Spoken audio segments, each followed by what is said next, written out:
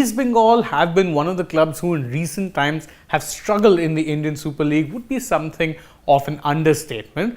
The Red and Gold Brigade have in fact been one of those clubs who, despite being or boasting a legacy as rich as any club in India could boast, or maybe even richer, well, it really has struggled ever since it's made the move up from the I-League to the Indian Super League. Now, obviously, a lot of this can be attributed to the fact that there is some degree of chaos behind the scenes, but whatever said and done, there just has been a feeling that even those in charge of the footballing side of things haven't done a good enough job. There's been a lot of coming and goings as far as the managerial side is concerned, and it does seem likely that Stephen Constantine, who was in fact brought into the club this year, will be leaving his job come the end of the season when he's out of contract. And now news reports are broken that this man, Sergio Lobera, will be the person who will take over the job of East Bengal's head coach. Whether or not he can do a good job, well, that's something that we will be talking about, but he is arguably one of the better candidates available, as we are going to discuss in this video. We'll see why it is that East Bengal have in fact approached Lobera and just what degree it has been that they've struggled ever since making the jump to the ISL. Let's first talk about that. Now, East Bengal have in fact spent 3 full seasons in the ISL, and neither of them have been particularly successful. They first qualified in the 2020-21 season, but they finished 9th.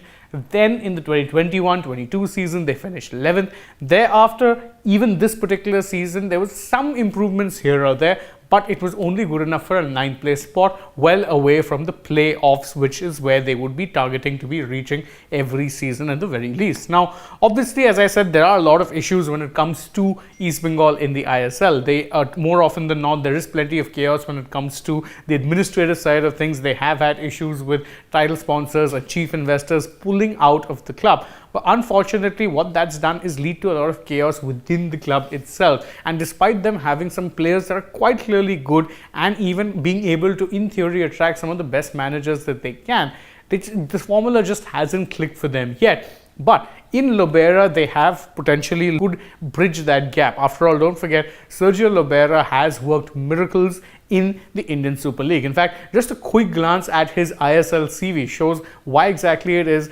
that East Bengal are so keen to hire him. He has won, he's won trophies with both the clubs that he's managed in the ISL.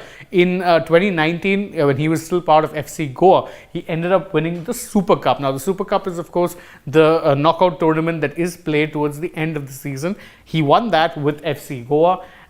And in the 2019-20 season, he also won the ISL League Shield. Now, the League Shield, of course, in many ways is just as important or even more important than who wins the ISL, because those that win the League Shield is the club that gets to qualify for the AFC Champions League. So he won the League Shield with them, couldn't win the title, but he went one better in the 2020-21 season with Mumbai City FC, where he not only won the ISL, but he also won the League Shield, therefore making Mumbai City FC the first team in the history of the ISL to actually win both the League Shield as well as win the trophy come the end of the season.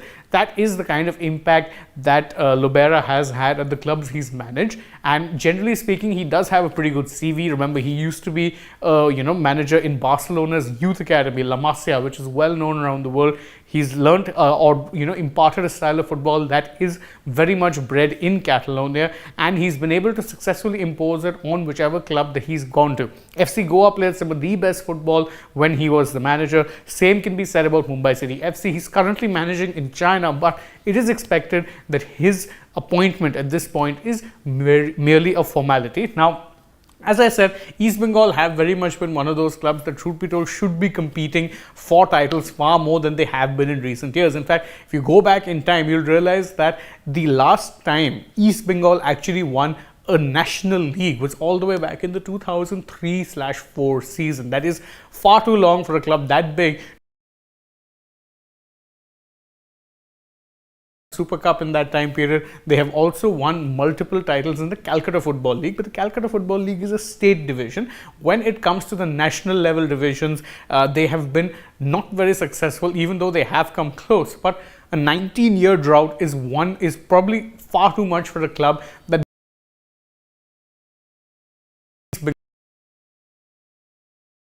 Lobera could be the man to actually change that. He's done that before. FC Goa were